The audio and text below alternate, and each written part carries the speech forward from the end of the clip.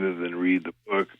The Internet essentially dumbs everybody down because the Internet is very controlled about what goes out. One of the things I'm proud of on the Internet, Wikipedia refuses to print my name. Now, they put everybody else's name on there, Bob Lazar, all the other UFO researchers, but they will not put mine or any of my background.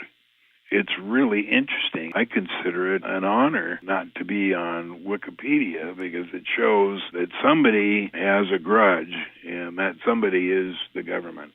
Wikipedia is very controlled. They've got the entire global warming climate agenda on there. If anybody says anything different or cites anything different, it's immediately removed. I don't know why people take it as being a realistic thing anyway. Seriously. You know how all things lead to Rome? Yeah. The Naval Underwater Warfare Center in Hawthorne, Nevada Division. What is that? That's a submarine docking, or what they call them pens.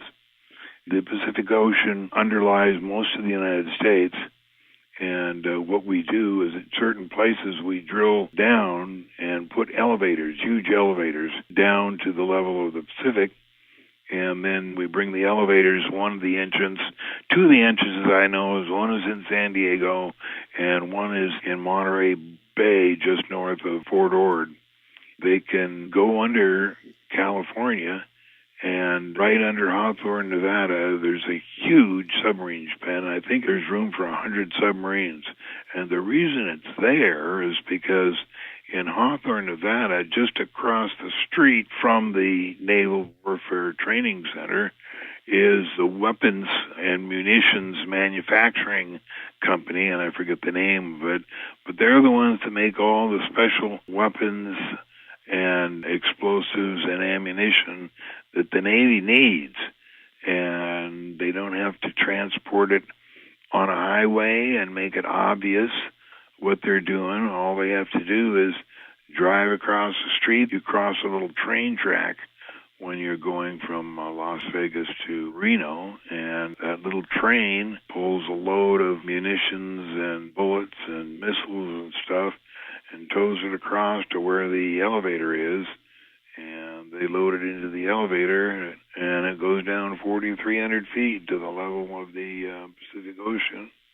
Then it's loaded on the submarines and carefully packed away, carefully installed and ready for weapon use, and then the submarine then leaves and goes back out the way they came in near Monterey Bay, and then are on their way.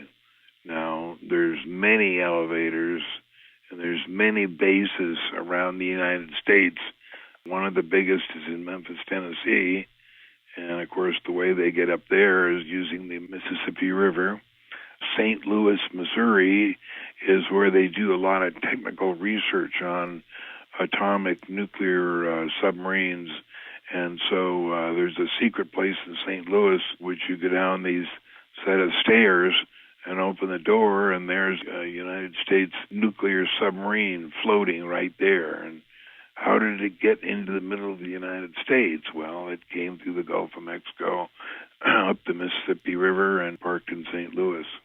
There's other bases. There's one at Lake Tahoe, and I don't know about that one, except a Navy commander friend of mine made the comment one day that going up to Lake Tahoe, and I said, what are you going to do up there? He says, we got a big secret meeting going on. And I said, well, why at Tahoe?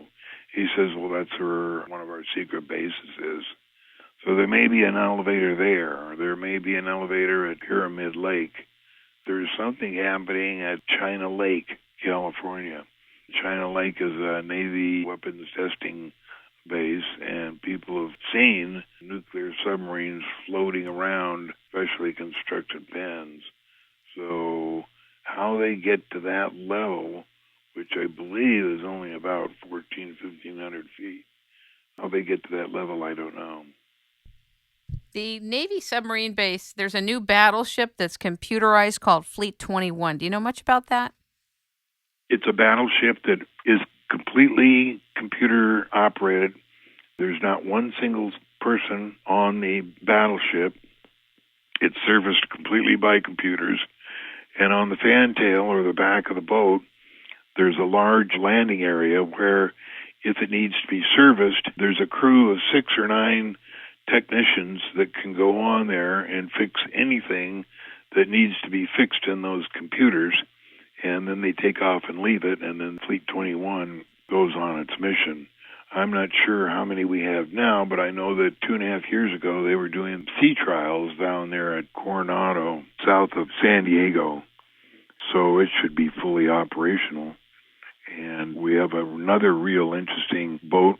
It's called a fast attack sub, and it uses a fusion reactor. Now, people say, well, fusion reactor, I mean, that's in the future. We can't even make one on the ground, and that's not true. We've got fusion reactors, engines that are extremely small.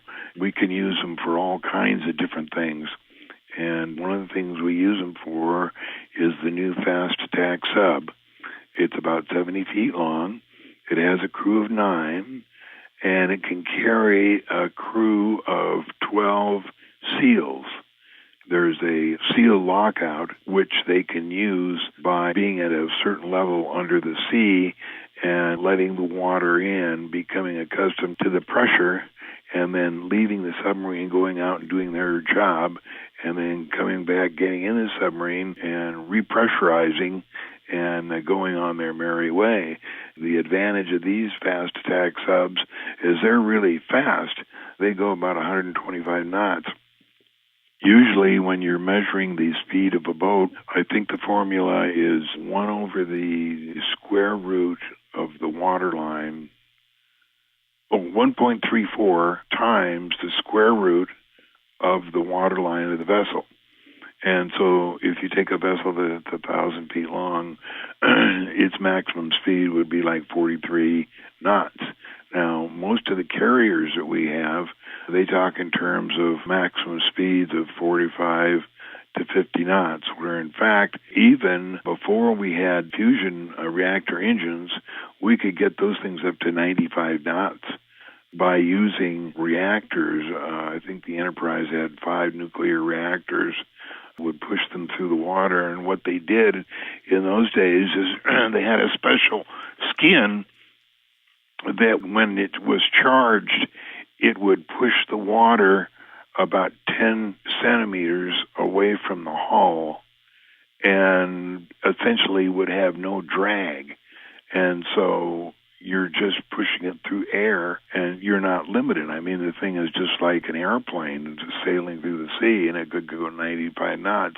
The ones we've got now even go faster. The Ronald Reagan carrier, I think, goes pretty fast, probably well over 100 knots.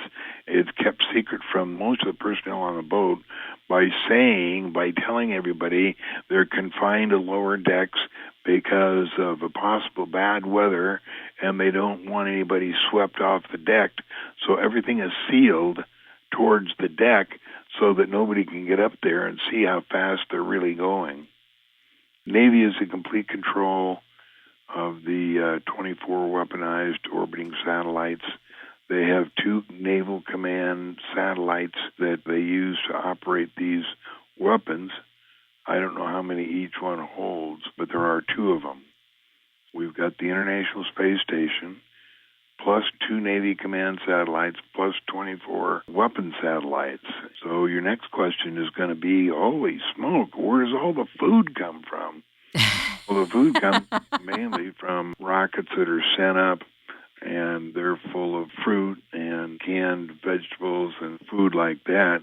Every time the shuttle goes up, we're told when it takes off that they weren't able to get the exact inclination right, so it was going to take them 3 days to catch up with the International Space Station because they were just a little bit off course, and it would take them 3 days to make those slight corrections to get into the position to dock with the International Space Station. But of course, we found out that was baloney. What they were doing is using those 3 days to unload half their cargo to the different space stations. Half of them